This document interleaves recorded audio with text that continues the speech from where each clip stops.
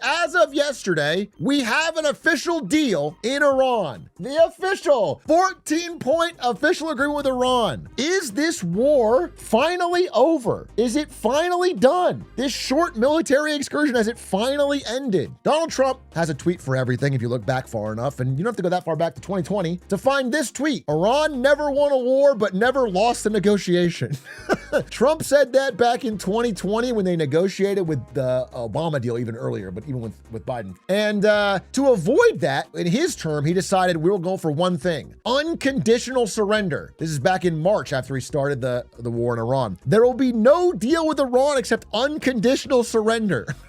Now, after saying this, his polling numbers continued to slide. Approval dropped, disapproval rising. This was the only modern war where Americans were sided against it from the beginning. Again, this is the only time that's happened. Americans broadly thought it was the wrong decision to go to war with Iran, including 73% of independent voters. Inflation topped 4%, and gas prices continued to spike. And so he became relatively unpopular on the home front. And then at yesterday's G7 meeting in France, he let slip that the world's major economies were about to run out of their oil reserves. Also, we run out of reserves in about 4 weeks. You know, there are reserves all over the world, and we would really run out, and there'll be a time when you wouldn't be able to get it. And you want to see bedlam? A rare moment of honesty from Trump. Yeah, we're about 4 weeks from running out of oil reserves, and if that runs out, gas prices absolutely skyrocket, and we get true economic chaos. So he's kind of backed against the wall here. And so unconditional surrender became, listen up, Iran,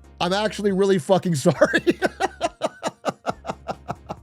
Suddenly became, let's make a deal, bro. Suddenly we have a lot more incentive to get this thing over with. We need to get out of there. And in fact, all reports about the behind the scenes negotiations between Iran, America, and Pakistan as the intermediary indicate that while the American negotiators had certain key goals they wanted to hit, it was really pressure from Trump himself to, quote, just get a deal that made this happen now. So there was a lot of pressure from the American side to get it over with, even if it made making concessions you wouldn't normally make. Again, in this conflict, both sides have taken damage, but it seems that Iran has the stronger resolve to stick it out, which is why we ended up in this spot. So there's 3 key areas worth talking about. There's 3 critical, contentious points that were hammered out in these negotiations that have finally been put down in this 14-point deal. The 3 areas are, number 1, the Strait of Hormuz, number 2, money, and number 3, Iran's nuclear capabilities. These 3 are the linchpin of the negotiations.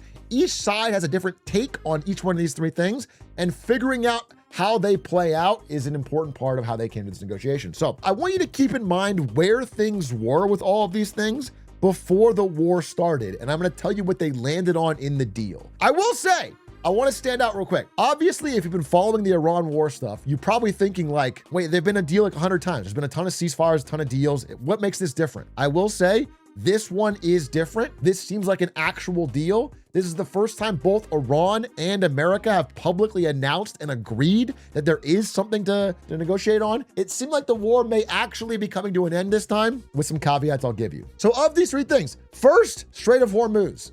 Now, if you'll know, before this war started, the Strait of Hormuz was free and open navigation for anyone with no tolls. After the negotiation and the 14-point deal that they are both about to sign, the strait will now be permanently toll-free. Trump has negotiated, things are permanently toll-free, okay? Back to the way it was. This is huge. Big deal. The only slight problem is that Iran is saying, yes, we agree, it will be permanently toll-free, but we will be having fees. There won't be any tolls. Obviously, tolls are off the table. Tolls are illegal under international law. I think they're calling it, I'm not kidding, environmental fees. The boats that pass through have to pay like environmental fees to help like keep the environment. It's like literally, it's just tolls with a different name. So on some level, Trump can claim things are back to the way they were before the war. But on another level, Iran will be able to say that they've in fact gained a source of cash that they didn't have before the war, whether you call it tolls or fees or not. It seems to now exist, and they're both agreeing on that framework. That's Strait of Hormuz. On money, this is where things get really interesting. Iran needs it. Iran is in a poor shape economically. They've had a lot of their infrastructure destroyed in the war. They need money. They have a lot of money tied up in sanctions in like foreign banks. They have a lot of frozen assets. These are all things, these are cards that America has to play to help in negotiation. So what they ended up doing is giving Iran all sanctions relief are lifted. So all US sanctions are going to be removed, allowing them to get complete access for oil sales and getting all the money. And then they also get a $300 billion reconstruction fund, as well as unfreezing of all assets. $300 billion is a massive amount of money. This is a massive transfer of money to the Iranian government. In no way can I find a way to spin this as a victory in any way on the American side. I mean, it's like an absurd amount of money going one direction, along with they're already getting the fees from the Strait of Hormuz. What's Iran's GDP? It's about 300 billion. It's equivalent to 1 year of their GDP. Now, again, they do have to reconstruct a lot of things. They're gonna have to spend the money, but like they're gonna be flush with cash. The Iranian regime went from being, prior to the war, having mass protests, economically stagnant, in a horrible position, and after the war, they are more entrenched, more powerful, and more flush with cash. In no way has this been a regime change like Trump talked about or a unconditional surrender. And then on the third thing, this is a contentious area, is the nuclear capability of Iran. This has been something that Trump's talked about a lot. He basically said that Obama had a really bad deal with Iran back in the day, where Obama paid them $1.7 billion and had inspectors come in to make sure they weren't enriching uranium. Trump said that was a horrible deal. He shouldn't have given him the money and that they would lie to the inspectors. So instead, Trump, art of the deal, is going to give them $300 billion, unfreeze all their assets, remove all sanctions, and take their word for it. Take their word for it. They will not procure or develop nuclear weapons. The most we got in this negotiation is a verbal commitment to maintain the status quo and not develop nuclear weapons. There's essentially no follow-up other than that. Now, the nuclear negotiations are taking place separately from the main ceasefire agreement, and there may be further things to discuss. But it seems like all they could get as far as this deal is like some language, no hard commitments, no like going in with inspection and taking the uranium out. Additionally, now Iran can sell oil at full market price to anyone in the world. So again, they're going to be more flush with cash than ever before. The idea seems to be that it's like a back down on all the things America said was important when they got into the war, but with some aspect of like saving face. Additionally, whereas earlier in the war, Trump said that Iran can under no circumstances have anything resembling a nuclear program. Now, at the G7 meeting the other day, he says Iran has a right to a nuclear program. It's just common sense. Okay, if that's true, then why are we there to begin with? I'm not kidding. It's not taken out of context, by the way. This is literally what he's saying. We've been pretty tough in that. You know, it is a little hard, though, when you say that somebody wants it, other people have it, other adjoining states have it, and you're not letting them have it for purposes of electricity and things like that. It's always a little tough. You have to use a little common sense, please. It's like, okay, fine. But then why did you go in to begin with? All of these things are not, like, I'm not exaggerating. They're just direct opposition to all the things he said at the start of the war. And Marco Rubio is just getting more and more depressed.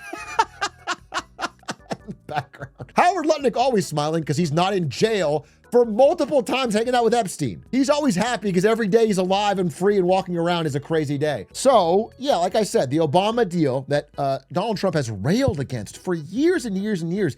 He called Obama a dumb son of a bitch for this deal. He said the Iranians were laughing at him. But if you compare these deals side by side, the Trump deal is number one, less strict on nuclear weapons, and number two, a lot more money for Iran.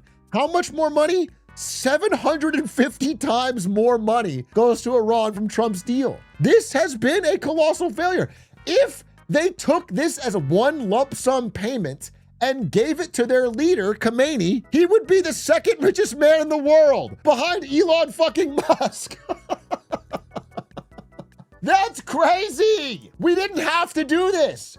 We could just not have gone to this war. At this point, I'm seeing jokes like Greenland is now asking Trump to invade, hoping to secure a deal similar to the one Iran got. It's like almost a bailout. Instead of like destroying the Ayatollah's regime, it's like bailing it out. It's like helping it, setting it up for success, giving it seed funding for the future. It's wild. This guy, he's like a center-right finance guy. I thought his take was emblematic of that type of person's analysis of this. I thought the Dems were bad, but I've never seen such an embarrassing clown show like our leaders in this Iran deal. What a bunch of corrupted assholes. No sanity left seemingly anywhere. Who can we count on, Rubio or Federer? I mean, it's just true. Like this whole Iran process, I know that we're going to walk away from it and at least be glad the war is over. I'll talk about that in a bit. I do want to say that. I mean, you know, at the end of the day, you have to get out of this fucking war. But man, if you zoom out a bit, what a fucking fustercluck. What a joke that we've entered in and exited in and had to pay like back down on every single thing we said was a reason for the war. It's just insane. So there's one more aspect that could blow us, but it does seem like a deal is happening. I don't want to sum up by saying it does seem like this deal is happening. Both sides have announced it and agreed upon it to the respective state media. Iran has finally agreed to the 14 points. The one thing that could blow it up is the fourth part of this picture, and that is Israel. Israel does not want, unlike Trump, does not want a deal. They would like to see this through to the end. They are very scared of Iran having $300 billion new dollars and being in the Middle East with them. They would love the war to continue forever and ever and ever until the Iranian regime is gone. And so Israel, at every step of this process, I mean, literally every ceasefire agreement so far, have figured out their secret button to stop the negotiation. And that is they bomb Lebanon. They've done it like 50 times now during this negotiation. Every single time that there's about to be a deal signed, Netanyahu bombs Lebanon, and then the deal unwinds, and then they have to go back to the starting table. This has happened again and again and again. It's happened so often that even Donald Trump, Benjamin Netanyahu's close personal friend who followed his PowerPoint to go into this war, has turned on him openly in the press multiple times now. Because Trump, more than anything, wants to get out of this war. It is destroying his credibility, destroying his polling. He wants to be done. And every time he's realized that Netanyahu is blowing it up. Their friendship has been put to the test. And so, as of like literally an hour ago, during these negotiations, they bombed Lebanon again. Despite Trump openly saying not to do that because of what they're doing, they bombed Lebanon again. It may, in fact, destroy these peace talks, though it seems like the negotiators have found a way to negotiate almost around Israel and just say, we're pulling out despite what they're doing. It's almost like it's happening. Yeah, Trump criticized their strike a few days ago and said it's killing civilians, don't do it, it's ruining our negotiation.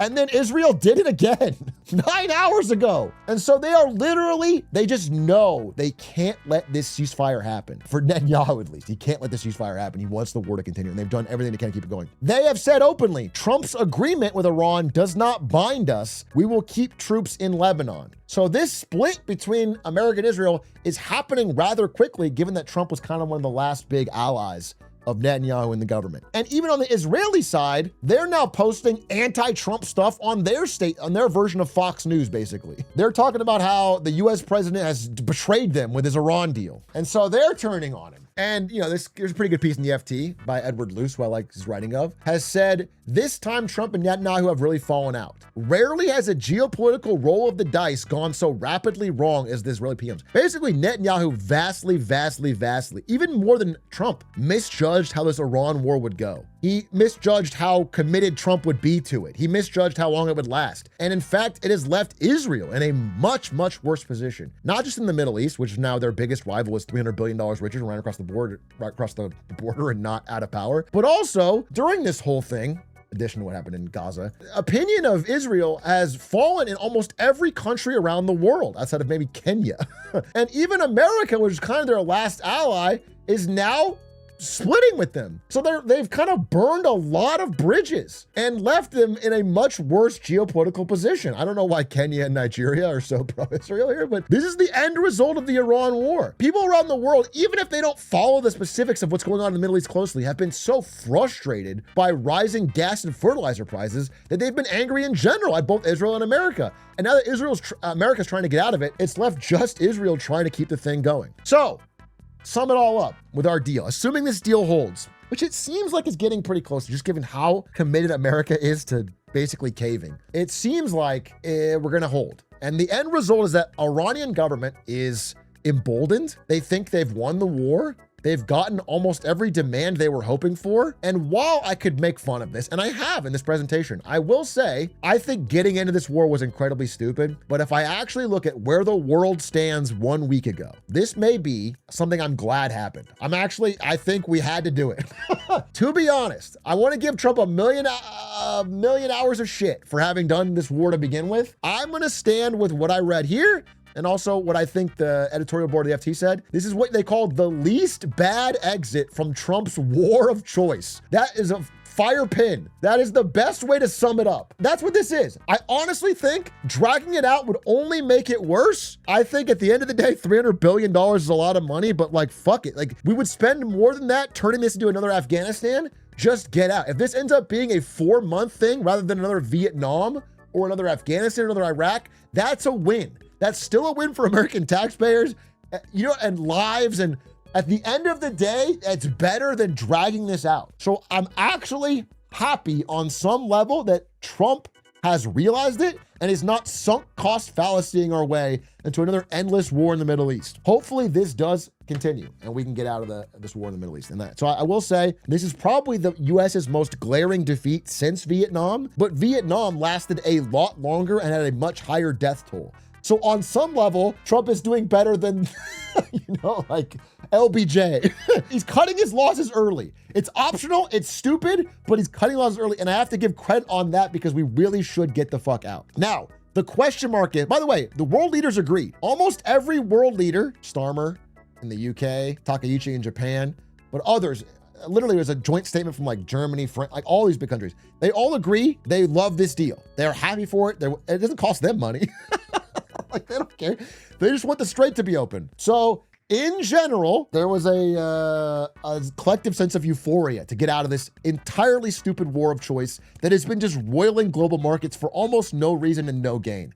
To be done with it is a win, and I'm happy for that. And I will say, the last thing I'll say, because I was sort of analyzing the war, if I had to give credit to one thing, one good decision during the war, because most of it was pretty stupid, I will say, despite people clowning on it, the blockade of the blockade was the smartest thing America did in this whole war. It was literally the only thing that put any pressure actually on Iran, and it's probably the only reason they even chose to negotiate at all. The blockade of the blockade actually was remarkably successful. It literally, if you look at Iranian economic data, like their oil tankers were backing up and it was destroying some of the equipment. They literally couldn't ship it, and it was causing problems with the structure. So that helped to at least get them to come to the table and negotiate, which allowed us to get somewhere to end it. So that's the end result of it. Will it last? I don't know. Will it bring back a quick economic rebound? I think almost assuredly not. I think the pain of this will be felt for months.